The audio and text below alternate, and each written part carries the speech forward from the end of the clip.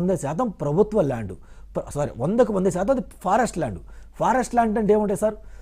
అటవీ శాఖకు సంబంధించిన జంతువులు కానీ, ఇంకోటి కానీ, పక్షులు కానీ, ఇంకోటి కానీ ఉంటాయి. అంటే నాకు తెలిసి అందులో నెమళ్ళు కూడా ఉంటాయి కదా సార్, అవునా కదా? ఆ నెమళ్ళు కూడా తరిమేశారా, మరి వీళ్ళు చంపేశారా, అక్కడ ఫారెస్ట్ జంతువులు మరి ఏం చేశారు? వాటిని మొత్తం ఏం చేశారు? మొత్తం తీసేసి ఆ ల్యాండ్ మొత్తం ఒక కంచేసుకొని ఇది నాది అని చెప్పి మొత్తం కలిపేసుకున్నారంటే ఏం జరుగుంటుంది? ఆఖరికి అప్పుడు ఎవరైతే ప్రభుత్వంలో గవర్నమెంట్ ఎంప్లాయీస్ ఉన్నారో ఆ ఎంఆర్ఓ సంథింగ్ ఎవరైతే ఉన్నారో వాళ్ళు కూడా సపోర్ట్ చేశారంట సార్ దీనికి.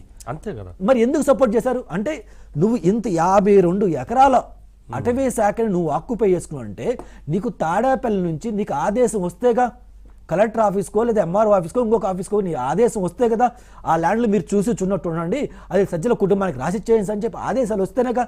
మరి అసలు ఆ ఎంప్లాయీని కూడా పట్టుకొని మీకు ఎవరు ఆదేశాలు ఇచ్చారు, ఈ తాడేపల్లిలో ఏ పెద్ద మనిషి ఆదేశించారు, ఎందుకు మీరు రాసిచ్చారని చెప్పి ఈ తోక మొత్తం తీయాలి సార్. బయటకు తీసి అసలు ఎవరు ఏందని ఆధారాలతో మనం బయట పెట్టాలి సార్.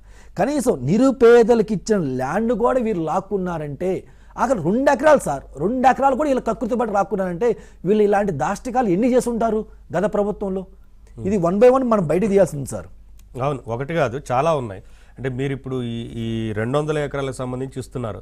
ఇంకా రాయలసీమ ప్రాంతంలో చాలా భూములకు సంబంధించి ఆక్రమణకు గురైపోయాయి. అది కూడా వీళ్ళ మంత్రులే, పెద్దిరెడ్డి వ్యవహారం ఉంది, ఇవన్నీ ఉన్నాయి. సరే, మాట్లాడదాం, ఒక్కొక్కటిగా డిస్కస్ చేద్దాం. సార్ సురేంద్ర నాయుడు గారు, ఒక్క ప్రాంతంలో కాదు ఇన్ని ప్రాంతాల్లో భూమి కబ్జాకు గురైపోయింది, మొత్తంగా ఆక్రమణకు గురైపోయింది. ఒకవైపునేమో విచారణ జరుగుతూ ఉన్నాయి చాలా విషయాలకు సంబంధించి, ఇంకా ఒక్కొక్కటిగా వెలుగులోకి వస్తున్నాయి. ఇప్పుడు నాగార్జున గారు ఫుల్ డేటాతో సహా ఒక విషయాన్ని చెప్పారు. అంటే 200 ఎకరాలు అక్కడ కేవలం ఫారెస్ట్ భూమి, అందులో 52 ఎకరాలు ఉంది. ఇతర చుక్కల భూములు ఉన్నాయి, దాంతోపాటు పేదల భూములు ఉన్నాయి, అసైన్డ్ భూములు ఉన్నాయి. ఇవన్నీ కలిపేసుకొని ఎస్టేట్ నిర్మాణం చేశారు. అంటే ఎంతకి తెగించారు అనేది అర్థమవుతుంది కదా సార్.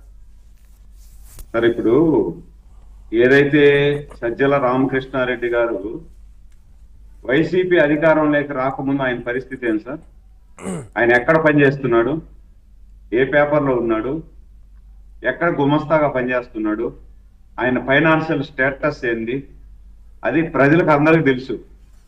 అంటే ఒక పేపర్లో, అంటే నేను అనేది ఒక పేపర్లో విలేకరుగానో లేదు మీడియాలో పనిచేస్తున్న పెద్దోళ్ళు కాకూడదని కాదు. పనిచేస్తున్నటువంటి వ్యక్తి ఈరోజు ఈ స్థాయికి, అంటే గత వైసీపీ ప్రభుత్వంలో ఒక ఎమ్మెల్యే కానీ, ఒక మంత్రి కానీ, ఆఖరికి ముఖ్యమంత్రి కూడా ఎవరు కూడా ఈయన ఆదేశిస్తే గాని పని జరిగేది లేదు. ఎమ్మెల్యే అయినా మంత్రులైనా ఈయన చెప్పిందే జరగాల, ఈయన చెప్పిన మాటే వినాలా. ఆఖరికి ఉద్యోగస్తులు ధర్నా చేశారు, ఉద్యోగస్తులు న్యాయమైన కోరికల కోసం ధర్నా చేశారు.